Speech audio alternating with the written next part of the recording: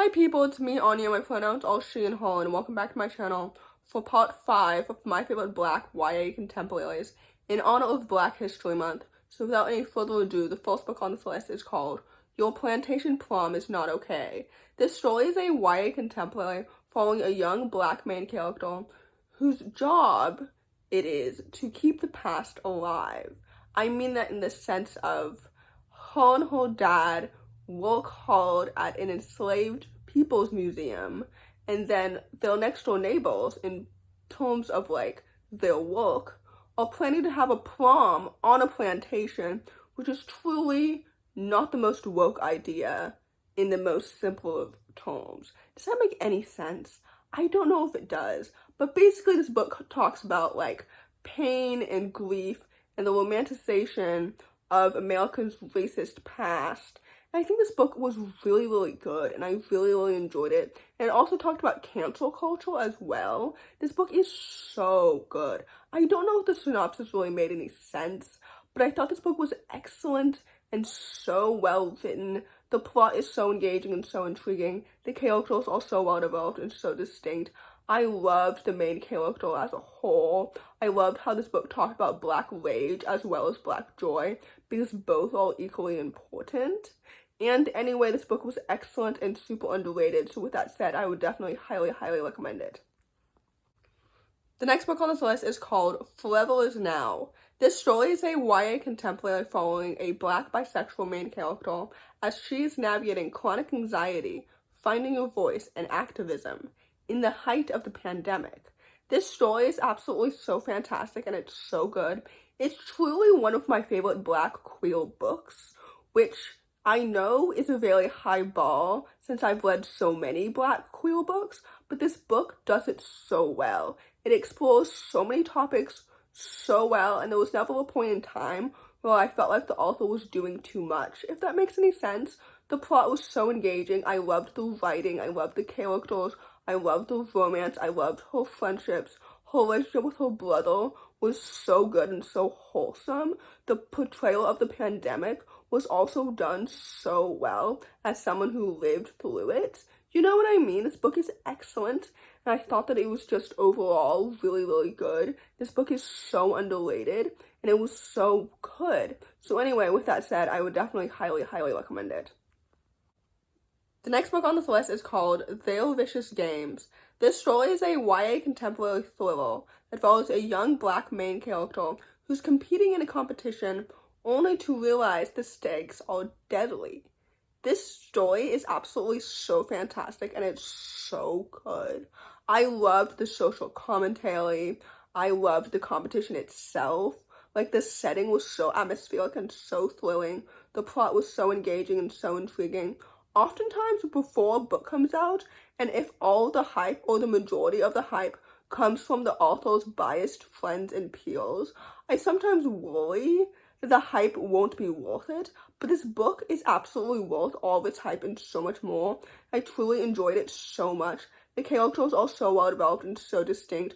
The competition itself was so thrilling and so well done. Like, it's a little bit more violent than I was really expecting, but like overall, it's so good. It's like Squid Game, but like in a YA contemporary setting with a Black main character. Does that make any sense? But anyway, overall, this book is excellent and it's so fantastic and it's so good. So anyway, with that said, I would definitely highly, highly recommend it. The next book on this list is called Bright Red Fruit. This story is a YA contemporary following a Sudanese American main character navigating slam poetry in a new relationship. This story is absolutely so excellent and it's so well done. Why is nobody talking about this book? I think it is so good. The writing, first of all, is so pretty and it's so well done. The characters are so well developed and so distinct. Everything about this story is absolutely so excellent, and it was so immersive from the beginning to the end. I love books about characters like being poets and poetry and like artists in general. I just love reading about that because I know that writing can be so revolutionary and so therapeutic. Like, this book was so good. It is excellent, it's fantastic, it is well written. Like, I was intrigued from the beginning to the end. I will read more from this author in the future because they are literally so talented and they deserve so much more hype. So anyway, with that said, I would definitely highly, highly recommend it. The penultimate book on this list is called Not About a Boy. This story is a YA contemporary following a young main character who's determined to put her grief-stricken past behind her, only to be completely startled by the discovery of a long-lost sister. I really, really like this book so much. It is so excellent and it's so fantastic. I love the idea of trying to put your past behind you, only to discover that you can't always do that. Does that make any sense? Like, people always try to say, like, that they can't escape their past, and the past doesn't define you, which is true. But also, the past can paint your present, which can paint your future. And it's all very important to, like, have all three of them. I don't know if that makes any sense, and I don't want to talk too much on my psychology soapbox here. But anyway, this book was excellent. I really enjoyed the writing and the characters and, like, everything about it, the sister relationship. This book is so underrated, and it deserves so much more hype. So anyway, with that said, I would definitely highly, highly recommend it. The last book on this list, and certainly not the least, is called There Goes the Neighborhood. This story is a YA contemporary following a young black main character who creates a fake gang with her best friend to scare off developers. Only this doesn't quite go properly when a murder is pinned on the fake gang that doesn't actually exist. Does that make any sense? I don't know if it does. The synopsis of this book kind of reminded me of Let Me Heal Rhyme, which is also a great book, but technically constitutes as historical fiction. And I believe I might have talked about it in one of my last videos. But anyway, this book is so good. I think I read it last summer, or maybe it's been a year since I've read it. I don't remember, but basically it's excellent. It's so good. The writing is truly addictive.